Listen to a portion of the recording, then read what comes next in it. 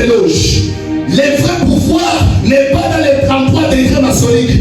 Le vrai pouvoir n'est pas dans les chambres des actes. Mais le vrai pouvoir se trouve en Jésus. Et celui qui a Jésus a le pouvoir qui peut dominer dans le ciel et sur la terre. C'est pourquoi je dis à quelqu'un ce matin, tu n'es pas sous la loi, mais tu es sous la grâce de Jésus-Christ. Il y a des gens qui naissent d'une famille où il y a la loi. Il y a des gens qui naissent dans une famille où il y a des réclamations. Mais il n'y a que Jésus qui peut te donner la liberté. Quelqu'un me comprend, sérieux? La puissance de la croix. Avant que Jésus ne soit couronné, il doit passer par la croix.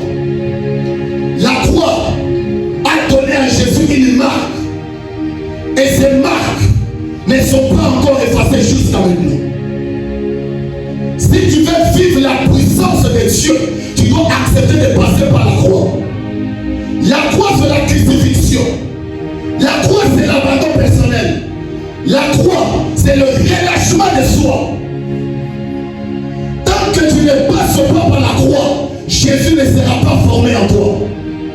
Tu dois passer par la croix afin que Jésus te forme. Quelqu'un me comprend sérieux?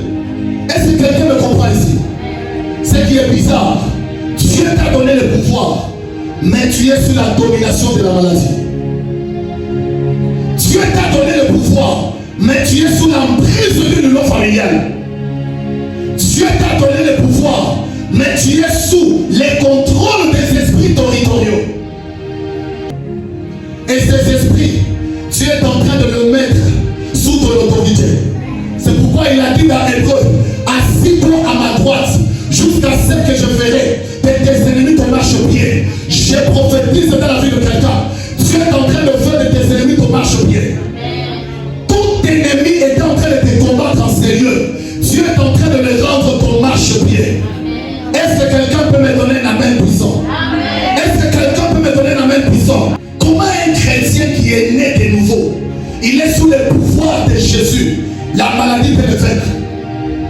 Comment un chrétien qui est né de nouveau, qui est sous le pouvoir du Shiloh, mais il est en train de vivre des moments difficiles, chaque année les mêmes mots, chaque année les mêmes soucis, chaque année les mêmes plaintes, chaque année le même requête?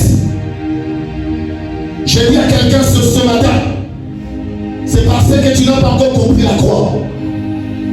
La croix, ce n'est pas le pouvoir. La croix, c'est l'abandon. C'est pourquoi Jésus, dans le jardin de Gethsemane, il a dit, Seigneur, je voudrais que cette coupe passe. C'est trop dur pour moi. Il y a des gens que tu appelles jusqu'à maintenant, mais ils sont en train de dire, Seigneur, je voudrais que cette coupe passe. Je dois d'abord terminer ce rendez-vous que j'ai. Je dois d'abord terminer avec cette petite. Je dois bien la manger. Après, je vais te revenir. Je dois terminer avec cet homme. Je dois bien lui bouffer l'argent. Et après, je vais revenir. Il y a des gens qui donnent des raisons à Dieu de ne pas aller à la croix. Aller à la croix, c'est s'abandonner totalement. Aller à la croix, c'est être Jésus.